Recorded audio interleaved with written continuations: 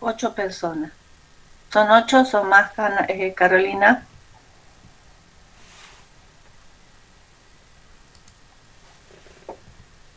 Hola, ¿están ahí? 9, Pilar. Se acaba de Ajá, incorporar Wari. Sí. bueno, listo. Eh, sus evaluaciones para mañana van a tener ya las notas y la persona que estuvo ausente ya hablamos con él para que ya fue notificado cuando va a recuperar. Y ahora vamos a comenzar un nuevo tema. Vamos a pasar del modelo de proceso que venimos estudiando. Hemos estudiado, bueno, hemos hecho un repaso de requerimientos y hemos estudiado la parte de administración de proyectos. Ahora vamos a comenzar con la fase de diseño, estudiando la parte de diseño de arquitectura, que va a ser lo último que vamos a ver antes de las vacaciones o del receso. Entonces ahora les voy a compartir la pantalla, que nos han cambiado todo ahora. No, esto no es. Presentar.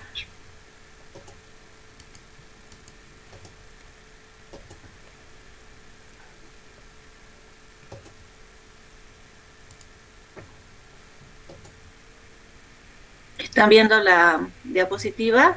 Sí, sí, sí. Listo, entonces. Entonces Sí, vamos a comenzar con esta fase de diseño. Nosotros venimos, como dije, estudiando y repasando lo que es el proceso software. Y dijimos que el proceso software es un conjunto de actividades que nos permiten crear un producto software. Un conjunto de actividades que ya están estudiadas, que ya están comprobadas, que sirven para crear un producto software con calidad. Este producto software puede ser desarrollado desde cero en un lenguaje estándar como Java, C, o también lo podemos crear o desarrollar ampliando y modificando un sistema ya existente o configurando e integrando software comercial o componentes del sistema. También hemos visto lo que es el modelo de proceso software, que es la representación abstracta de un proceso software, en donde cada modelo define un conjunto de actividades para desarrollar el software. El modelo, recordemos, de proceso software es la forma en que se desarrollan las actividades del proceso software, ¿de acuerdo? Y esa forma, ese flujo diferente o la forma diferente de llevar estas actividades del proceso es lo que nos da los distintos modelos de proceso, que también los hemos repasado, que son el modelo en cascada, el modelo de desarrollo evolutivo o la ingeniería de software basada en componentes. O sea, hay distintos modelos. Ahora, dentro de esto hay un conjunto de actividades que son comunes a todos los modelos y que tienen que ver con lo que llamamos y denominamos el proceso software. Y estas actividades son la especificación del software, que es la parte de ingeniería de requerimiento, en donde se define la funcionalidad del software y las restricciones en su operación. Y también en esta fase es donde nosotros realizamos un plan, realizamos la planificación del sistema, establecemos un calendario, estimamos el costo y los recursos que vamos a necesitar, cuáles van a ser los entregables, etcétera, como para tener un cierto control en ese desarrollo y una guía, evidentemente. Bueno, luego de la especificación de software sigue la fase de diseño e implementación de software, que puede, según como lo deseemos o lo estudiemos, puede ser la fase de diseño y la fase de implementación. Esta fase, si la tomamos en conjunto, implica producir software que cumpla con la especificación que ya se ha determinado.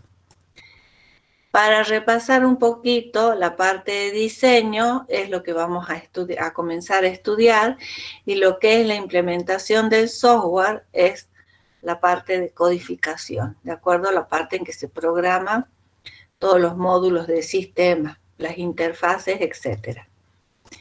Y luego viene la parte de validación, que son todas las pruebas que se realiza el software para asegurarse que realiza lo que el cliente ha solicitado y tenga la menor cantidad de errores posible. Y la última fase es la evolución. O sea, la evaluación tiene que ver también con el mantenimiento de software, la modificación de ese software en función de lo que va cambiando en la empresa del cliente o la organización, y se le va realizando este mantenimiento para que el software siga actualizado, y esto también tiene que ver con la parte del hardware que puede hacerse obsoleto y haya que cambiarlo. Bueno, nosotros entonces vamos a comenzar con la segunda fase o la segunda actividad de proceso software, que es la fase de diseño. En esta se realiza la descripción de la estructura del software que se va a implementar, los datos que son parte del sistema, las interfaces entre los componentes y algunas veces los algoritmos que se utilizan. En esta etapa, como una observación en la etapa de implementación del desarrollo de software, es el proceso de convertir la especificación en un sistema ejecutable, y siempre va a implicar los procesos de diseño y programación de software. Este es el modelo general del proceso de diseño software. A partir entonces de una especificación de requerimiento, se realiza el diseño arquitectónico, que da por resultado todo como producto la arquitectura del sistema, y que en conjunto con la especificación de requerimiento nos vamos a obtener una especificación abstracta que vamos a llamar la especificación de software. Esta especificación nos va a permitir realizar el diseño de la interfaz, y se va a obtener la especificación de esa interfaz. Luego vamos a ir al diseño de los componentes. Eso nos va a servir como entrada para el diseño de la estructura de datos. Y por último, la especificación de los algoritmos a través del diseño de los algoritmos que se necesiten en ese sistema. Entonces, bueno, en la fase de diseño arquitectónico se van a identificar y documentar los subsistemas que forman el sistema y sus relaciones, ¿de acuerdo? Para cada uno de esos subsistemas se va a producir una especificación abstracta de los servicios y relaciones bajo las cuales deben funcionar. Luego se va a realizar el diseño de la interfaz para cada uno de los subsistemas que se hayan determinado. Se van a asignar en el diseño de los componentes los servicios, los componentes, y se van a diseñar sus interfaces. La estructura de datos va a ser el siguiente paso. Y por último, el diseño de los algoritmos que se utilizan para los servicios que se deben proporcionar. Nosotros partimos para la fase de diseño del modelo de análisis. Y en el modelo de análisis nosotros podemos tener definidos elementos basados en escenarios, como pueden ser los casos de uso, los diagramas de casos de uso, los de actividades, los diagramas de canal. Tenemos elementos basados en clases, como los diagramas de clase, los paquetes de análisis, los modelos CRC o los diagramas de colaboración. Tenemos elementos orientados a flujo, como los diagramas de flujo de datos, los de flujo de control o narrativas de procesamiento, y elementos de la parte de comportamiento, como son los diagramas de estado y los diagramas de secuencia. Podemos tener todos estos documentos, todos estos modelos o elementos, o algunos de ellos, dependiendo de lo que estemos utilizando. Y acá hay algo que es el diagrama de clases, pero es de la fase de análisis, en donde se diagraman las clases principales, solo el nombre y sus relaciones. Luego ese modelo de clases se refina en el modelo de diseño, en donde se colocan todas las operaciones, los atributos, las relaciones, etcétera, etcétera. Entonces, cada uno de estos elementos o cada uno de los que hayamos definido y construido en el modelo de análisis nos va a servir para el modelo de diseño. Entonces, todos los que son basados en escenarios como el caso de uso o los diagramas de caso de uso nos van a servir para realizar el diseño de la interfaz. Todos los que son basados en clases, como los diagramas de clases, nos sirven para el diseño a nivel componente y nos sirve para realizar el diseño de la arquitectura y el diseño de los datos y clases. Los que son orientados a flujo nos sirven para el diseño como entrada, digamos, ¿no? Para el diseño en el nivel de componentes, para el diseño de la interfaz o el diseño de la arquitectura, y los de comportamiento para el diseño a nivel componente y también como entrada para el diseño de la interfaz. Hay algunos,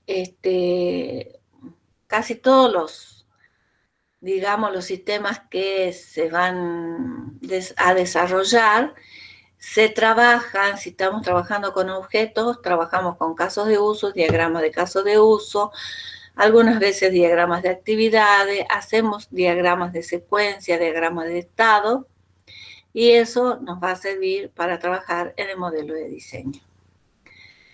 A través del proceso de diseño también se va a evaluar la calidad del software antes que se implemente. Entonces, debe tener una arquitectura que se haya creado con el empleo de estilos o patrones arquitectónicos reconocibles, que eso es lo que vamos a estudiar ahora.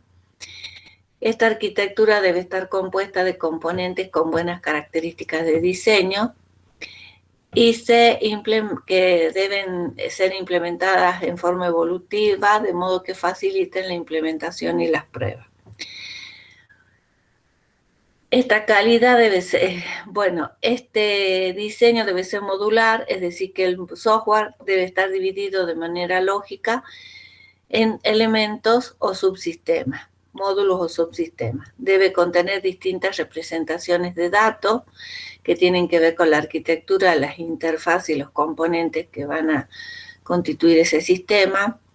Conducir a estructura de datos apropiadas para las clases que se van a implementar y que surjan de patrones reconocibles de datos. Llevar a componentes que tengan características funcionales independientes. Conducir a interfaces que reduzcan la complejidad de las conexiones entre los componentes y el ambiente externo. Debe obtenerse con el empleo de un método que pueda ser repetible, motivado por la información obtenida durante la fase de análisis y requerimiento. Y debe representarse con una notación que comunique de manera fácil, digamos, y eficaz el significado de ese diseño. Y bueno, una parte también que no hemos hablado en clase es los costos de la ingeniería de software. Esta distribución de costos que tiene que ver ya no solo con el esfuerzo, sino con todo el proceso de diseño, depende mucho del proceso utilizado y el tipo de software que se va a desarrollar. Fíjense que si trabajamos con un modelo de cascada, la mayor parte del costo va a caer en la parte de integración y pruebas.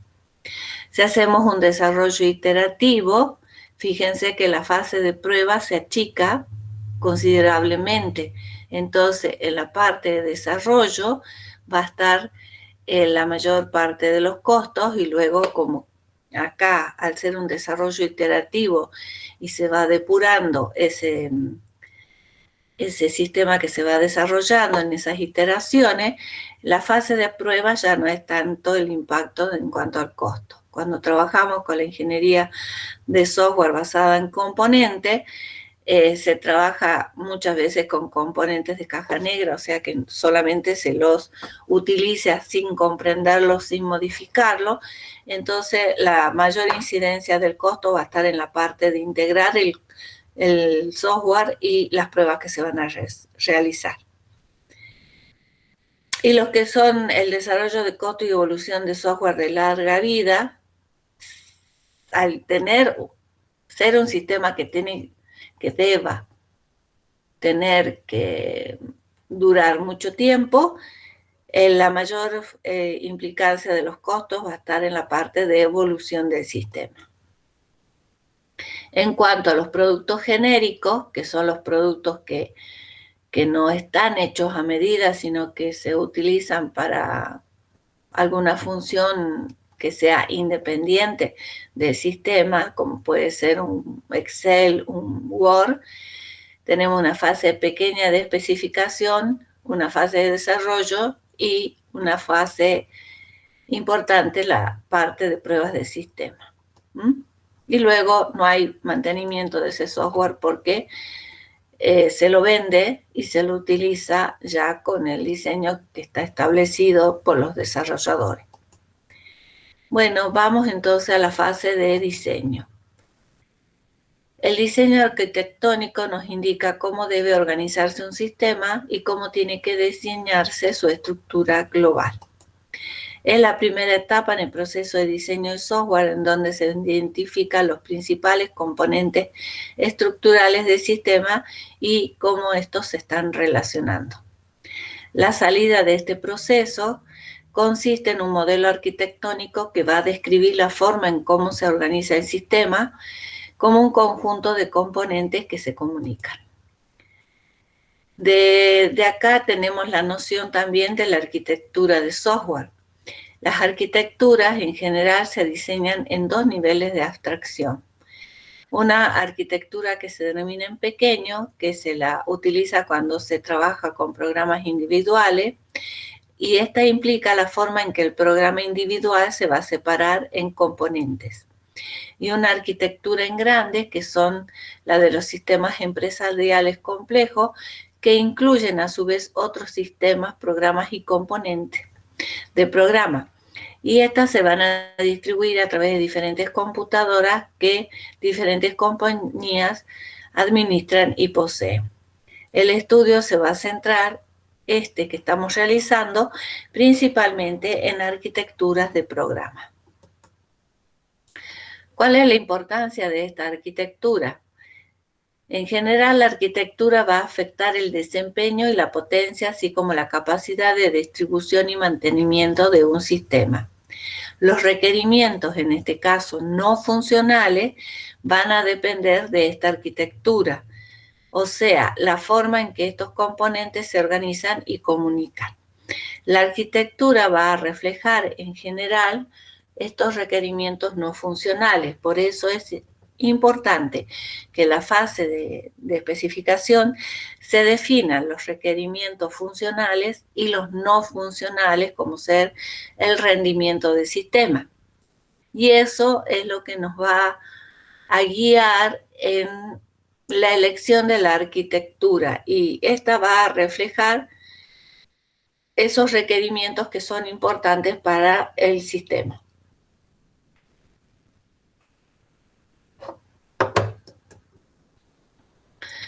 ¿Cuáles son las ventajas de diseñar y documentar la arquitectura de software? La arquitectura constituye una representación de alto nivel del sistema y puede usarse para comunicarse con los stakeholders. Las decisiones de este diseño arquitectónico tienen un gran efecto sobre si el sistema puede cumplir los requerimientos críticos, tales como el rendimiento, que es el performance, la fiabilidad y la mantenibilidad, todos requerimientos de tipo no funcional.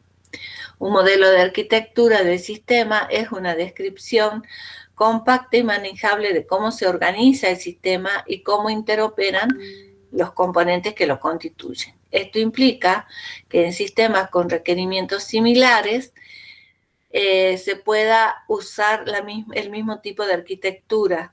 Entonces, esto va a permitir que la arquitectura soporte reutilización del software. En general, las arquitecturas, los modelos de arquitectura, se los diseña para ser utilizados en un dominio de sistemas, porque los dominios de sistemas, ¿qué es lo que tienen? Elementos en común. O sea, son distintos sistemas, pero que pertenecen a un mismo dominio. Por ejemplo, un dominio puede ser el de los sistemas web, dentro de estos sistemas web pueden estar los sistemas de e-commerce, pero todos van a tener elementos que son comunes, entonces nos va a permitir utilizar un patrón de arquitectura que sirve para ese dominio, ¿de acuerdo?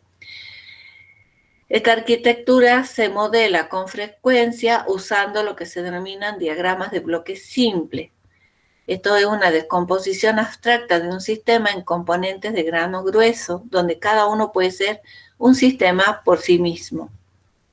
Entonces, si vamos a utilizar este diagrama de bloques simples, vamos a utilizar recuadros en estos diagramas que van a representar un componente que puede ser un... Y pueden dentro de estos recuadros haber otros que indican que el componente se dividió en subcomponentes. Estos recuadros o subcomponentes o componentes van a estar unidos por flechas y la dirección de la flecha va a indicar que los datos y los señales de control pasan de un componente a otro en la dirección de esa flecha. O sea, yo de un componente o subsistema puedo enviar datos que ya han sido procesados como entrada para otro subsistema, o puedo pasar datos que son compartidos con otro subsistema. Ahora, ¿qué diferencia hay entre datos y las señales de control? Los datos todos tenemos conocimiento de qué son, ¿verdad? Pueden ser atributos de un objeto o de una clase. ¿Qué son las señales de control? Estas se utilizan para activar activar componentes que no son de tipo software. A ver, si yo tuviera que realizar un sistema de seguridad, ese sistema de seguridad trabajaría con sensores y con actuadores. Los sensores me permitirían al sistema detectar, por ejemplo, que se rompió una ventana o se abrió una puerta, o podría detectar partículas de humo en el ambiente, lo que indica que hay un fuego inminente. Entonces, el sistema debería reaccionar ante esos eventos o señales de entrada que enviarían los sensores, que ya serían señales de tipo de control, indicando el sensor que se puso en positivo, que está detectando algo. El sistema ante esa señal la debe identificar y responder. Responder con, digamos, entre comillas, planes de contingencia que ya están programados en el sistema. Supongamos que se rompió una ventana, entonces el sensor de esa ventana va a enviar una señal, no un dato, una señal que puede contener un dato. A ver, lo primero es la señal de control. Este sensor de estar pasivo se puso activo. O sea, el sistema va a interpretar, se rompió una ventana. Esa señal de control puede estar acompañada de datos. ¿Qué datos? El sensor está ubicado en X oficina o en X habitación de la casa. O sea, indicarnos el lugar en donde ocurrió el hecho. Entonces el sistema debe responder. Entonces, una de las respuestas puede ser enviar una señal ahora de activación para que suene una sirena. Puede enviar una señal para que se prendan las luces en el lugar del hecho. Entonces, esas son señales de control, no son datos. Por eso, cada tipo de sistema hay que analizarlo en su dominio. Pero aún así sean datos o señales de control, estas van, las flechas que unen estos bloques, estos subsistemas o módulos que componen el sistema, van a pasar esos datos de un módulo a otro o van a pasar estas señales de control de un módulo a otro. ¿Hasta ahí se comprendió lo que estoy explicando? O si hay alguien que no lo comprende todavía, me avisa.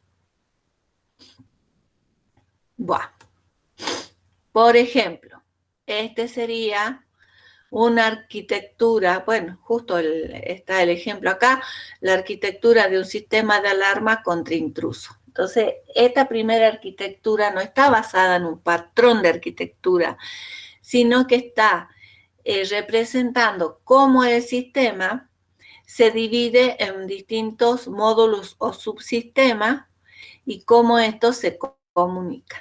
Entonces, hay un subsistema o un módulo que es el que va a controlar todo lo que sucede en ese sistema. Va a haber un módulo que va a controlar, que va a administrar todas las partes de sensores de movimiento, porque si estamos en una casa, en cada habitación se va a colocar probablemente más de un sensor de movimiento. Los sensores de puerta, que serían los que van a enviar la información de que ocurre algo. Ese algo puede ser que haya un intruso en la vivienda. Y toda esta parte de abajo tiene que ver con la actuación del sistema, o sea, cuando el controlador identifica que hay una puerta que se abrió y que debería estar cerrada, entonces entra en funcionamiento la respuesta, que es activar una sirena, un sintetizador de voz para poder enviar un mensaje que ya está grabado a la policía, por ejemplo, y un módulo que va a manejar el envío de ese mensaje a través de un teléfono a un centro de control externo, como pueden ser estas empresas de alarmas que son contratadas por las viviendas particulares para que nos protejan en caso de siniestros, ¿de acuerdo? Pero esta es la forma en que se va a diseñar y se va a hacer visible cómo está distribuido el sistema en módulos que se interconectan. Y esto es parte de la arquitectura. Ahora, para descomponer un sistema en subsistema, los requerimientos son un factor a tomar en cuenta. O sea, cuando necesitamos información del sistema, de cómo funciona, a dónde vamos a ir a buscar esa información, a listado de requerimientos funcionales del sistema. Entonces se va a crear un diseño en que cada subsistema se corresponda con un requerimiento. Puede ser que cada subsistema, cada módulo se corresponda con un requerimiento o con más de un requerimiento. Esto no es restrictivo. Esto implica que si un requerimiento cambia, entonces el cambio se va a localizar en un subsistema y no en varios subsistemas, que se nos complica para modificar esa estructura. Bien, ¿cómo utilizamos el modelo de arquitectura de estos programas? Primero, o sea, ¿para qué nos va a servir? Esto facilita la discusión acerca del diseño del sistema. El modelo arquitectónico identifica los componentes clave que se van a desarrollar, de modo que los administradores puedan asignar a un conjunto de individuos para planear el desarrollo de esos sistemas. O sea, hacemos una división en grupos y cada grupo puede ir desarrollando un subsistema y luego se hace la integración. Es una forma de documentar la arquitectura que se ha diseñado. Se produce entonces un modelo de sistema completo que muestre los diferentes componentes de un sistema, sus interfaces y cómo se conectan. El diseño arquitectónico es un proceso creativo en el cual se diseña una organización del sistema que cubre los requerimientos funcionales y no funcionales del sistema. Las actividades dentro del proceso de diseño dependen del tipo de sistema que se va a desarrollar, los antecedentes que tengamos, la experiencia del arquitecto de sistema, así como de los requerimientos específicos de ese sistema. Por lo tanto, es útil pensar en el diseño como un conjunto de decisiones a tomar en lugar de una secuencia de actividades. Entonces, los arquitectos, en base a su conocimiento y experiencia, deben considerar las siguientes preguntas sobre el sistema que les van a ayudar a decidir el tipo de arquitectura que van a usar. Lo primero es, ¿existe una arquitectura de aplicación genérica que actúe como una plantilla para el sistema que se está diseñando? Si es así, listo, se utiliza esa plantilla y el problema está resuelto. ¿Cómo se va a distribuir el sistema? A través de algunos núcleos o procesadores, si estamos trabajando con un sistema distribuido. Luego, ¿qué patrones o estilos arquitectónicos podemos usar? ¿Cuál será el enfoque fundamental usado para estructurar el sistema? ¿Cómo esos componentes estructurales se van a separar en subcomponentes? La estrategia que se va a usar para controlar la operación de los componentes en el sistema. ¿Cuál organización arquitectónica es mejor para entregar los requerimientos no funcionales del sistema? A ver, esta pregunta en particular no es tan complicada de responder porque cada patrón o estilo arquitectónico en su descripción debe contener cuáles son los requerimientos no funcionales que soporta. Entonces ahí nos vamos fijando y vamos ayudándonos a tomar decisiones. ¿Cómo se va a evaluar ese diseño arquitectónico y cómo se va a documentar la arquitectura del sistema? Ahora, los sistemas que pertenecen a un mismo dominio con frecuencia tienen arquitecturas similares que representan los conceptos fundamentales a su vez del dominio, que es lo que yo les comentaba. Y que estas son arquitecturas, estas arquitecturas son genéricas y se pueden reutilizar en diferentes sistemas, pero que pertenezcan al mismo dominio. La arquitectura de un sistema software entonces puede basarse en un patrón o un estilo arquitectónico en particular. ¿A qué nos referimos cuando decimos patrón arquitectónico? A la descripción de una organización del sistema que capta la esencia de una arquitectura que se usó en diferentes sistemas de software, pero en un mismo dominio. Esos sistemas tienen que compartir características similares. Debido a la estrecha relación entre los requerimientos no funcionales y la arquitectura de software, el estilo y la estructura arquitectónica particular que se elija para un sistema van a depender de estos requerimientos. Entonces, ¿cuáles son esos requerimientos no funcionales que tienen que ver o están relacionados estrechamente con la arquitectura? El performance o rendimiento. La arquitectura debería diseñarse para localizar operaciones críticas dentro de un pequeño número de componentes, con todos esos componentes desplegados en la misma computadora en vez de distribuirlos por la red. Porque si están dentro de una misma computadora, entonces va a funcionar mucho más rápido que si hay que hacer llamadas a procedimientos remotos. La seguridad. Cuando hay este requerimiento no funcional es el más importante, conviene usar una estructura del sistema en capa para esa arquitectura, con los activos más críticos protegidos en las capas más internas y con un alto nivel de validación de seguridad aplicado a dichas capas. Ustedes ya han estudiado sistemas operativos. Y esta es la arquitectura en capa, es la que utilizan los sistemas operativos. O sea, el sistema operativo, digamos que es una interfaz entre el kernel y el usuario que accede a la computadora. No es una buena idea que el usuario acceda directamente a las funcionalidades del kernel del sistema operativo, porque podríamos corromper esa estructura y ya el sistema no va a ser válido o no se va a poder utilizar. Entonces está protegido por una serie de capas que nos permiten acceder a la funcionalidad del sistema operativo, pero de una forma controlada y segura. La protección.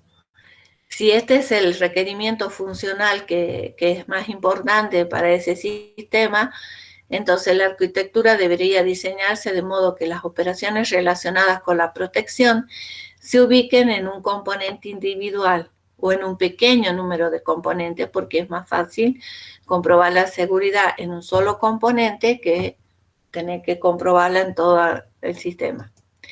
Si es la disponibilidad, esta arquitectura debería diseñarse para incluir componentes redundantes, de manera que sea posible sustituir y actualizar componentes sin detener el sistema. ¿De acuerdo? O sea, que siempre el sistema esté disponible. Implica que sea un sistema tolerante a fallo. Y para eso hay todo un capítulo que no lo estudiamos en esta asignatura, pero que lo pueden leer tranquilamente en Somerville, que tiene que ver con estas arquitecturas con componentes redundantes. O sea, ¿qué es un componente redundante? Un componente que está replicado mínimamente 3 veces, de forma que cada componente emita una salida, esta salida sea comparada y en esa comparación, en ese resultado, esos resultados que están siendo comparados, se pueda determinar si hay uno que se aleje del valor de los otros dos. Si eso ocurre, quiere decir que ese componente puede estar fallando. Entonces, ¿qué se hace? En una segunda comprobación, si vuelve a dar un valor muy alejado de los otros dos componentes, entonces ese componente es dado de baja, se reemplaza por otro, pero mientras tanto el sistema sigue funcionando porque hay 2 componentes más que están funcionando correctamente y pueden, el sistema va a seguir funcionando, digámoslo así. Estos componentes pueden ser de tipo hardware, si estamos, por ejemplo, comprobando que un conjunto de sensores esté trabajando correctamente, o pueden ser de tipo software, como pueden ser algoritmos de comprobación, módulos del sistema, que ya son componentes software que se replican los algoritmos y estos algoritmos ejecutan la función que tienen asignada, emiten un resultado que es comparado. Eso sirve para que el sistema siempre esté disponible, siempre esté trabajando y principalmente en aquellos sistemas que son automáticos, o sea, que funcionan sin la presencia de un operador humano. Ahora, si la mantenibilidad es el requerimiento no funcional importante, la arquitectura del sistema debería diseñarse usando componentes autocontenidos de grado fino que puedan cambiarse con facilidad. Los productores de datos entonces tienen que separarse de los consumidores y se debe evitar compartir estructuras de datos para que sea fácilmente mantenible. Bueno, no son muchos los requerimientos no funcionales que hay que tener en cuenta. Los principales, revisemos, son rendimiento, seguridad, protección, disponibilidad y mantenibilidad. Bueno, lo otro es las vistas arquitectónicas. ¿Qué vistas o perspectivas son útiles al diseñar y documentar una arquitectura de sistema? ¿Y qué notaciones deben usarse para describir los modelos arquitectónicos? No se puede representar, evidentemente, toda la información relevante sobre una arquitectura de un sistema en un solo modelo, ya que cada uno representa únicamente una vista o perspectiva del sistema. Entonces, esta vista puede mostrar cómo un sistema se descompone en módulos, cómo interactúan los procesos en tiempo de operación, las diferentes formas en que los componentes del sistema se distribuyen a través de la red. Para el diseño y la documentación, por lo general, se necesita presentar múltiples vistas de esta arquitectura software. Y este concepto de vistas arquitectónicas es lo que se trabaja en el modelo de vista 4+1 de Crutzen. Este sugiere que deben existir 4 vistas arquitectónicas fundamentales que se relacionan usando casos de uso o escenario. Tenemos la vista lógica, la vista de proceso, la de desarrollo y la vista física. Bueno, ustedes van a tener que en algún práctico estudiar el modelo de vista de Crutzen, el 4+1. Entonces, mínimamente la vista lógica indica las abstracciones claves del sistema como objetos o clases. Aquí se tienen que relacionar los requerimientos del sistema con entidades. Y bueno, así ustedes van a ir leyendo el paper que les vamos a facilitar y van a ir estudiando el modelo de Crutzen, las vistas estas de 4+1. En cuanto a los patrones arquitectónicos, estos son una descripción abstracta, estilizada de buena práctica que se ensayó y puso a prueba en diferentes sistemas y entornos. Describen una organización del sistema que ha tenido éxito, en sistemas previos. Y deben tener una descripción que incluya información sobre cuándo es adecuado y cuándo no usar ese patrón y cuáles son sus fortalezas y debilidades. Esto es lo que estábamos hablando de que cuando se trabaja en un dominio de sistemas que tienen características en común, se puede diseñar perfectamente una arquitectura, un patrón.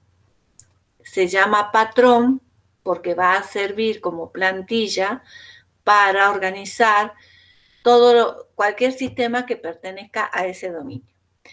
Pero para crear un patrón de arquitectura no solo debemos hacer, modelar esa arquitectura, sino que tenemos que probarlo que sirve. Y para eso entonces deberíamos usarlo como plantilla de diseño para distintos sistemas que pertenezcan a ese dominio. Si se ve que el patrón es flexible, es fácil de utilizar y contiene toda la información para diseñar ese sistema, entonces luego de una X cantidad de pruebas usándolo, ya podemos considerarlo patrón.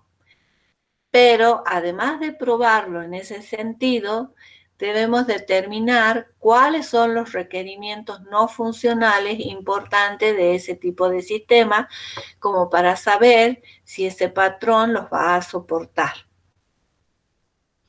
Y además todo se debe documentar, porque entonces el que quiera usar el patrón y diga, yo voy a diseñar un sistema web, a ver, ¿qué tipo de patrón podría utilizar para diseñar? ¿Qué significa diseñar? ¿Cómo voy a organizar ese sistema en subsistemas o módulos que se van a interconectar? Entonces, ¿cómo nos vamos a guiar? Con la descripción del patrón, ¿de acuerdo? Y ahí vamos a seleccionar el que nos interesa. ¿En base a qué?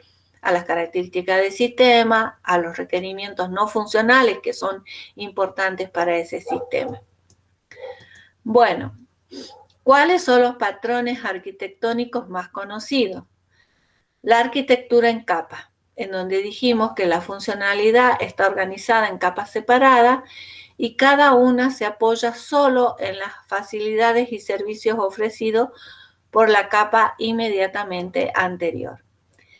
Esta arquitectura soporta el desarrollo incremental del sistema, porque a medida que se va desarrollando una capa, algunos de sus servicios quedan a disposición de los usuarios. La arquitectura también es cambiable y portátil. En tanto su interfaz no varíe, una capa se puede sustituir por otra que sea equivalente. Entonces, esta es la arquitectura genérica en capa.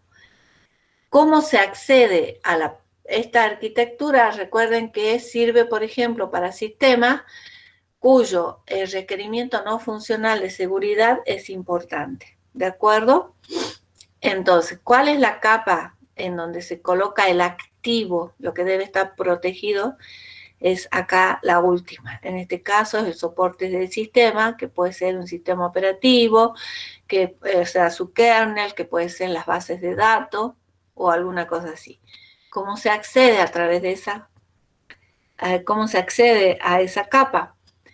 Bueno, se accede a través de la primera capa, que es de la de interfaz de usuario. La segunda capa va a ser la gestión de esa interfaz, en donde va a estar el módulo de autenticación y autorización.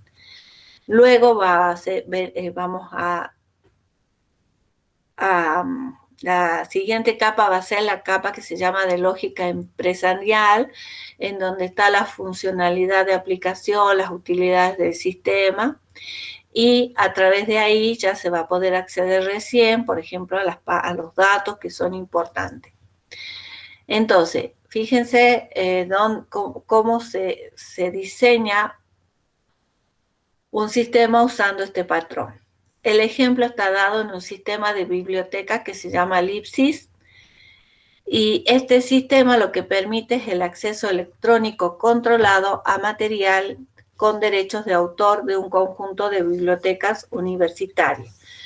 Este no es un sistema en donde se accede a ¿cómo sería? Se me fue la palabra, a reservar un libro para llevarlo, leerlo y devolverlo, sino que es un sistema de una biblioteca de tipo virtual en donde se acceden a documentos como papers, a videos, a ese tipo de documentos, y que tienen derecho de autor, o sea que no son libres. No puedo acceder a esos documentos sin pagar, entre comillas, una cuota. Y eso se hace a través de un sistema de tipo web. Entonces, fíjense, este ejemplo está en el libro de Somerville, todos los ejemplos que se están proponiendo acá en la clase. Si es un sistema web, vamos a acceder a través de la interfaz del navegador. Y luego, ¿qué vamos a tener? Acá nos vamos a tener que autenticar y vamos a poder entrar a la biblioteca, a la parte de conexión, al gestor de formatos y consulta y al gestor de impresión. En la siguiente capa más interna podemos hacer una búsqueda distribuida, o sea, a recuperar el documento va a estar el gestor de los derechos y la contabilidad, o sea, nosotros queremos X paper, entonces se lo va a poder buscar, se lo va a traer el documento, se va a ver cuáles son sus derechos y cuánto nos cuesta obtener una copia de ese paper. Luego se va a la capa más interna, está el índice de la biblioteca, y con ese índice se van a acceder a las distintas bases de datos o bibliotecas que están conectadas a este sistema. Fíjense que este sistema gestiona un conjunto de bibliotecas universitarias. Cada una de estas bibliotecas está representada por esta base de datos de papers, videos, etcétera, que tienen de distintos autores, cada uno con un derecho de autor, ¿de acuerdo? Entonces, de esta forma, nadie puede acceder directamente al trabajo, al paper o al video. Primero se tiene que autenticar, se tiene que pagar, tienen que buscar el sistema en donde se encuentra lo que nosotros necesitamos, nos lo imprimen y nos lo envían. El siguiente patrón es la arquitectura de repositorio. Esta describe cómo comparte datos un conjunto de componentes en interacción. Todos los datos que se comparten se gestionan en un repositorio central, por ejemplo, una base de datos. Y esto es accesible a todos los componentes del sistema. Estos componentes no interactúan entre ellos directamente, sino a través del repositorio. Y es difícil o imposible integrar nuevos componentes si los modelos de datos no se ajustan al esquema del repositorio. La desventaja, bueno, era esa. Entonces, este sería el ejemplo de un conjunto de herramientas case integradas. El repositorio del proyecto está en el eje central y todas estas herramientas interaccionan a través del repositorio. O sea, tenemos el traductor de diseño, los editores de UML, los generadores de código, los editores de distintos lenguajes, los que generan reporte y el analizador de diseño. El repositorio en general es pasivo y el control es responsabilidad de los componentes que usan el repositorio. Un enfoque alternativo que se deriva para sistemas de inteligencia artificial utiliza un modelo denominado Blackboard o pizarrón, que activa componentes cuando los datos particulares se tornan disponibles. El otro patrón es una arquitectura que ustedes ya conocen y bastante sencilla de comprender, que es la arquitectura cliente-servidor, en donde la funcionalidad del sistema se organiza en servicios y cada servicio lo va a entregar un servidor independiente. Los clientes van a ser usuarios de estos servicios y para poder utilizarlos deben ingresar a los servidores a través de una red de comunicaciones. ¿Cuál es la ventaja de este patrón? Los servidores se pueden distribuir a través de la red. La funcionalidad general, por ejemplo, un servicio de impresión, va a estar disponible para todos los clientes que accedan a ese servidor. Entonces, este es un ejemplo de una arquitectura cliente-servidor para una filmoteca. Entonces, hay distintos servidores que nos permiten, por ejemplo, acceder a un catálogo para una biblioteca, a un servidor que va a gestionar todas las películas que existan en este almacén. Puede haber un servidor de imagen que nos permite acceder a fotografía y un servidor web que nos va a permitir acceder a información de películas y fotos. Todos estos servidores se conectan con los clientes o, para decirlo de otra forma, estos clientes pueden acceder a los servidores a través de una red de comunicaciones, como en este caso Internet. Bueno, el siguiente patrón es la arquitectura de tubería y filtro. En esta arquitectura, el procesamiento de datos en un sistema se organiza de forma que cada componente de procesamiento realice un tipo de transformación de datos. Los datos fluyen como en una tubería de un componente a otro para su procesamiento. Esto es bastante secuencial, ¿no? Se utilizan aplicaciones de procesamiento de datos, tanto basadas en lotes como en transacciones, en donde las entradas se procesan en etapas separadas para generar salidas relacionadas. Entonces, un ejemplo de cómo se organizaría, se utilizaría este patrón para organizar un sistema es este de emisión de una factura. Entonces, tenemos todas las facturas, que son un módulo que va a leer estas facturas, va a identificar los pagos y de ahí puede ser que si están todos los pagos al día, entonces se emite el recibo y ya se emite el recibo de esa factura. Si hay pagos que no se han realizado, entonces significa que se van a encontrar estos pagos vencidos, ya no se va a emitir un recibo del pago, sino que se va a emitir un recordatorio del pago y va a ir a un módulo de recordatorios para ser enviados. Ustedes ven que es bastante secuencial. Yo no puedo identificar los pagos si no leo la factura. ¿Ah? No puedo emitir un recordatorio de pago si no sé cuáles son los pagos vencidos. Entonces, bastante secuencial el flujo de acciones. Bueno, y lo otro es el estilo de descomposición modular, en donde luego de haber elegido la organización del sistema en su totalidad, se hace necesario decidir una aproximación para usar para descomponer los subsistemas en módulos. Entonces nosotros partimos de lo que es un subsistema. Un subsistema es un sistema en sí mismo cuyo funcionamiento no depende de los servicios proporcionados por otros subsistemas. Estos subsistemas se componen de módulos y tienen interfaces definidas, las cuales se usan para comunicarse con otros subsistemas. El módulo, entonces, es el componente de un subsistema que proporciona uno o más servicios a otros módulos. A su vez, este usa los servicios proporcionados por esos módulos. Se componen normalmente de varios componentes de sistemas más simples. Bueno, y los estilos estos de decomposición son orientados a objetos o a flujo de funciones. Los que son orientados a objetos, el sistema se descompone en un conjunto de objetos que se van a comunicar y está relacionado con clases de objetos, sus atributos y sus operaciones.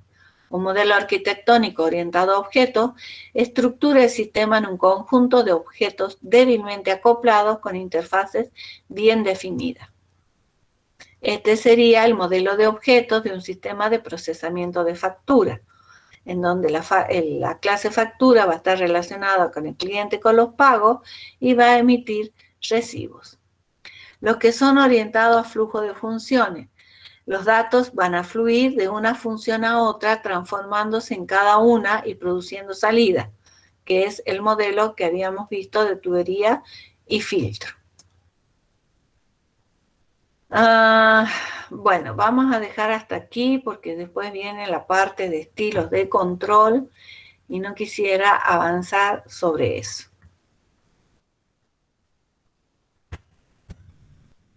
No me deja salir ahora.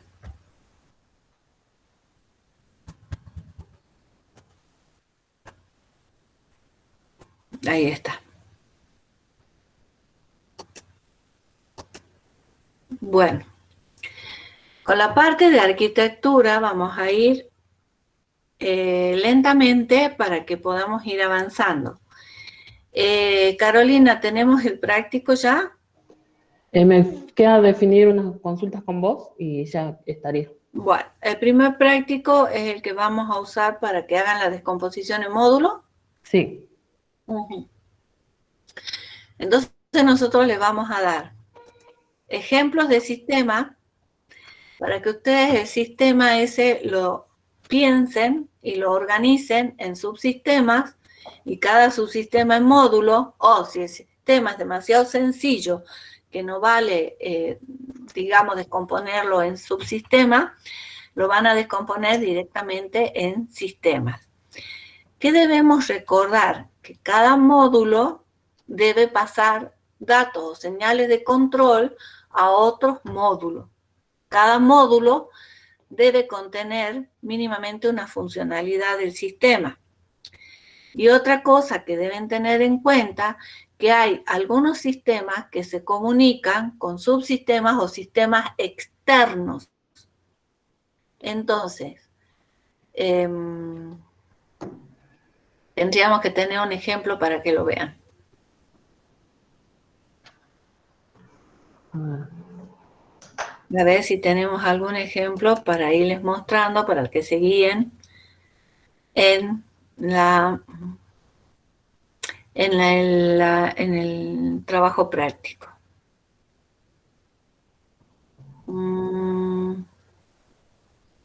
A ver si encuentro acá un ejemplito.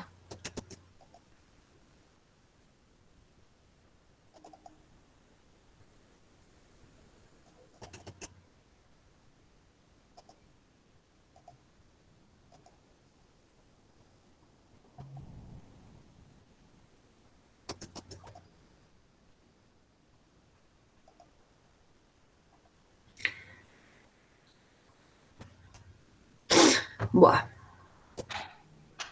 Pregunto, bueno, si este ya se lo dimos en ¿El sistema de e-commerce lo pusiste en el práctico? Sí, hay uno. Hay uno de e-commerce, de comunicaciones. No, el de comunicaciones los saqué. Bien. ¿Y este de comunicaciones cuál era? Era un sistema de comunicaciones para diferentes universidades, ¿no? Sí, sí, sí. Buah. Buah. Este es el de comunicaciones. A ver.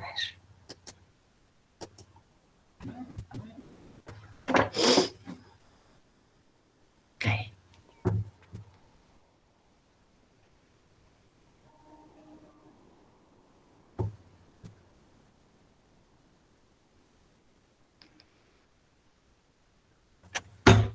Denme un segundito.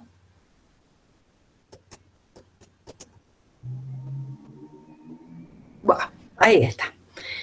Entonces, vamos a ver un ejemplo para que ustedes se guíen cómo deberían pensarlo y resolver los ejercicios del práctico. Así, para la próxima vez, ya más o menos lo tienen planteado. Entonces, ahora presentar. Esto me cambiaron toda la interfaz, entonces estoy... No me gusta cuando me cambian la interfaz de las cosas, porque uno ya cree que lo tiene resuelto y no es así. Bueno, fíjense, este es un sistema de comunicaciones, en donde se están comunicando a través de distintos medios de comunicación, formas de comunicarse, distintas universidades. Entonces, cada universidad vendría a ser como un sistema externo al sistema de comunicaciones, ¿de acuerdo? Ahora, fíjense, el sistema de comunicaciones está mostrado como un cuadrado más grandecito, porque es todo el sistema, que a su vez está compuesto de distintos módulos, ¿de acuerdo? Entonces, si ese es un sistema de comunicaciones, debería tener un control de acceso al sistema. Por ejemplo, ser profesor de la universidad, ser alumno de esa universidad. Entonces, uno accede a ese sistema a través de este módulo que controla el acceso. Ahora, para poder funcionar este controlador y que uno como usuario de este sistema se autentique, tendría que haber un módulo que nos permita identificar los chats, por ejemplo. Y a su vez, le va a enviar, digamos, el OK al gestor de transferencia de mensaje o a ese directorio del chat para poder identificar el chat que se está utilizando. ¿Ven más o menos cómo se está dividiendo el sistema en subsistemas? No son subsistemas, son módulos. ¿Y cómo se van comunicando estos módulos? ¿Se comprende o no? Bueno, si hay doble flecha, ¿qué significa? Que los datos van y vienen. Pueden ser cuando el controlador de acceso está identificando qué tipo de sistema de chat se va a utilizar. Entonces, le está dando acceso a ese chat. Y hay por ejemplo, una identificación de usuario. Entonces, la flecha es bidireccional. Puede ser que el módulo solamente produzca datos que necesita el otro módulo, pero ese otro módulo no le tenga que devolver nada. Entonces vamos a utilizar una flecha cuya punta va a indicar la dirección en que pasan los datos. ¿De acuerdo? O sea, no todos los módulos se comunican así con una flecha bidireccional. ¿Me expliqué un poquito o no? Alguien que diga no tengo idea de lo que está hablando o sí más o menos comprendo lo que está diciendo profesora. Bonilla. Noelia Coria respondió que sí. Por Bien, el chat. perfecto. Bonilla, ¿entendió, comprendió un poquito? En vez de que Bonilla o no está, o dónde está el chat, no lo veo por ninguna parte, acá está. Pablo Sí, Vilti profe. dice, sí, la comprendió. Buah. Vamos a hacer una cosa. En general se ha solicitado hasta ahora que los prácticos sean individuales, pero también hemos visto que entre ustedes son capaces de trabajar en grupo. Supongo yo que lo harán a través de una videollamada o comunicándose de alguna forma entre ustedes. Entonces, como nosotros en lo que le pedimos cuando le damos un práctico es que ustedes lo realicen o mínimamente lo planteen para la siguiente clase, en donde entre todos vamos viendo cómo lo han resuelto y lo vamos corrigiendo y a través de esa corrección que se realiza a una solución, a una propuesta de solución, el resto va también modificando y preguntando y diciendo, profe, está bien, ellas lo hicieron o ellos en general lo han hecho de tal forma. Pero nosotros lo pensamos de esta otra forma, entonces también lo presentan, lo discutimos y puede haber más de una solución viable. Ojo, ¿no? Que en esto no es que tiene que ser este patrón, esta división, esta organización así rígidamente, 2 más 2 es 4 y no hay otra solución. No. Esto puede ser diferentes formas de pensar cómo van a organizar el sistema para desarrollarlo. Entonces vamos a permitir que trabajen en grupos. Los grupos que vienen así, ustedes vean cómo les resulta más cómodo, con quién tienen afinidad para trabajar, porque esas personas, la afinidad no es quién me cae mejor, sino cuán responsable es la otra persona como para aportar al trabajo y que no sea el esfuerzo de uno y que los otros lo comparten, sino que sea un esfuerzo compartido entre todos. A lo que voy es que se va a permitir que lo trabajen más de una persona, el práctico, y lo vamos a corregir, a discutir, a verlo en la próxima clase. ¿Alguna pregunta? La clase, recuerden que está muy resumida. Deben leer Somerville. Vean ejemplos de Somerville para guiarse o pueden buscar algo en la web. Si ustedes buscan algo en la web, ¿es válido? Sí. Pero no copiarlo directamente, sino que explicarlo y colocar en la dirección web de donde tomaron la idea que están presentando. Y tiene que ser algo que ustedes comprendan. No algo que tomé porque estaba hecho y me pareció re lindo, pero no tengo la menor idea cómo lo hicieron, cómo funciona, o no sé cómo explicar la solución que estoy presentando. Eso sí que es absolutamente inválido y van a ser desaprobados.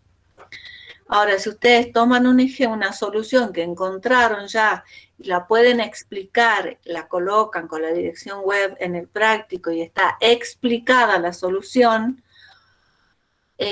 ahí sí es válido el trabajo. Porque eso les va a permitir luego utilizar esa solución en otro ejemplo que les demos o que tengan en su vida diaria. ¿De acuerdo con eso? Sí, profe. Bueno, entonces es válido 2 cosas, que trabajen en grupo y que encuentren una solución al ejercicio, pero que esa solución debe estar comprendida, explicada y tienen que indicar de dónde la tomaron. ¿De acuerdo? Bueno, entonces por hoy la clase va a tener que terminar porque si yo sigo avanzando, no se puede. Tenemos que esperar que ustedes resuelvan esto para avanzar con otro tipo de ejercicio, para poder recién avanzar con otros conceptos teóricos. Este tema en general no es fácil de comprender en primera instancia, solo luego de ejercitación y lectura y ejemplos que les vamos a proporcionar, van a ver que no es difícil y que es muy lindo el tema. Y además que es un tema, me van a odiar por esto, que en general lo saltean, van desde el análisis a la implementación, pero la fase de diseño rara vez la toman en cuenta como lo que es en realidad, con todo el peso y la importancia que tiene. ¿Alguna otra pregunta? Bueno, el práctico se lo vamos a subir al aula. El próximo martes tenemos clases, ¿no? ¿No hay ningún feriado? No. No, me parece que el feriado va No, el feriado creo que es el lunes. el No sé cuál lunes lunes. 14 o lunes 21, me parece. El 21 sí. Sí, sí, porque es un feriado que lo traslada. Bueno, chicos, ¿de dónde van a estudiar? Del libro de Somerville, de los papers que les proporcionemos en cada trabajo práctico que realicen. ¿De acuerdo? Entonces nos estaremos viendo el martes con este primer trabajo. Bueno, profe, muchas gracias. Hasta el martes. Nos vemos, estudiantes. Bueno, Hasta, profe, gracias. Hasta el martes. hasta el martes. Hasta el martes, profe. El martes, profe.